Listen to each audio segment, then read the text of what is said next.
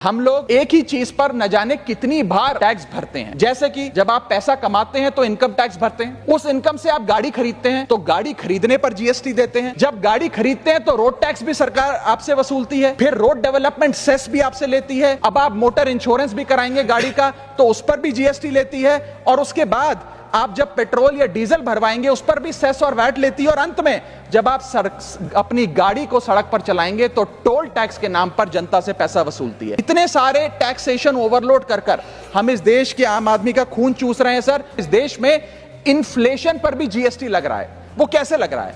एक प्रोडक्ट जो 100 रुपए का बिकता था उस पर 18% जीएसटी हुआ करता था, आज वो वस्तु महंगी हो गई, 100 से 150 रुपए की बिकने लगी, अब 18% 150 रुपए पे लगने लगा, यानी कि 50 रुपए की जो महंगाई है उस पर भी सरकार जीएसटी लेने लग गई है, which is GST on inflation. सरकार का एक सूत्री मिशन है टैक्स, सरकार का कमीशन है टैक्स।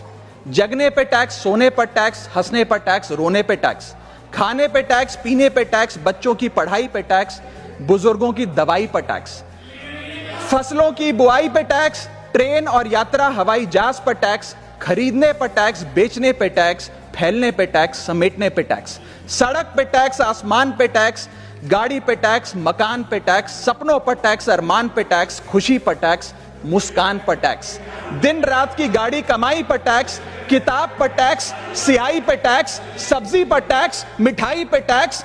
सरकार जनता से वसूल रही है बीजेपी से दिल लगाई पर टैक्स। जिन लोगों को अर्थशास्त्र के बारे में जानकारी नहीं है उनकी राय पे अगर बजट बनाएंगे तो इसी प्रकार के फ्लिप फ्लॉप्स देखने को मिलेंगे। क्या हमारे देश की वित्त मंत्री इन्फ्लेशन एडजस्टेड प्रॉफिट्स में विश्वास नहीं रखती? क्या उन्हें इन्फ्लेशन का ज्ञान नहीं है? क्या वो जानती नहीं कि इस देश में महंगाई एक प्लेग की तरह फैलती जा रही है? Don't take middle class retail investor for granted. हमें कैसे फाइनेंशियल इंक्लूजन इस देश में बढ़ानी है उस दिशा में काम करना चाहिए, ना कि कैसे हम इस देश में इन्वेस्टर्स, हाउस होल्ड इन्वेस्टमेंट्स और रिटेल इन्वेस्टमेंट्स को कम करें, उस सिलसिले में हम काम करें। मेरा दूसरा भाग आज के वक्तव्य का है जीएसटी पर। पहले तो मैं सरकार के मंत्री नितिन गडकरी जी का जो एक चिट्ठी सामने आई, उन्होंने अपनी सरकार के वित्त मंत्री को चिट्ठी लिखते हुए कहा कि लाइफ इंश्योरेंस और हेल्थ इंश्योरेंस पर जो 18% जीएसटी लगाया उसे वापस लिया जाए।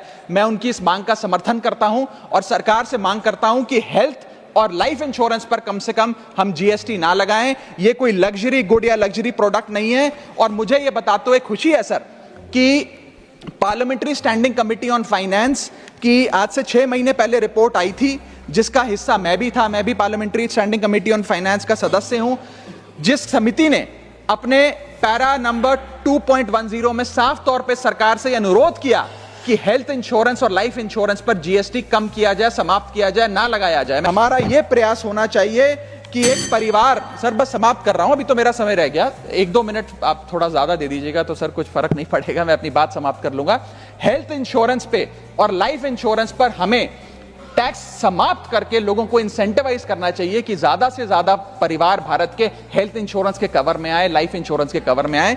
और इसी के साथ साथ एक बहुत बड़ी रीसेल मार्केट हिंदुस्तान में रियल एस्टेट की, क्योंकि हर व्यक्ति नया घर नहीं खरीद सकता, इसलिए रीसेल होती है। रीसेल मार्केट में भारी गिरावट देखी जा रही है।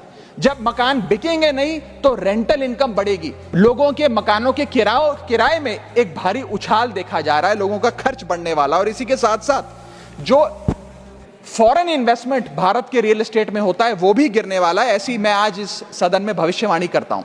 इसके साथ साथ रिटेल इन्वेस्टर यानी कि भारत के मिडिल क्लास की कमर तोड़ने का काम सरकार ने कैसे किया? एक ही बजट में शॉर्ट टर्म कैपिटल गेन को 15% से बढ़ाकर 20% कर दिया, और उसी बजट में लॉन्ग टर्म कैपिटल गेन को 10% से बढ़ाकर 12.5% कर दिया इक्विटी पे और अन्य पदार्थों पे।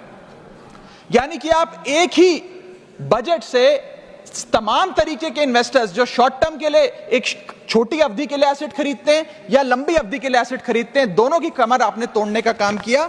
और इस देश में रिटेल इन्वेस्टर को कुचलने का काम यह सरकार करने जा रही है। मैं आपके माध्यम से अनुरोध करूंगा कि don't take middle class retail investor for granted.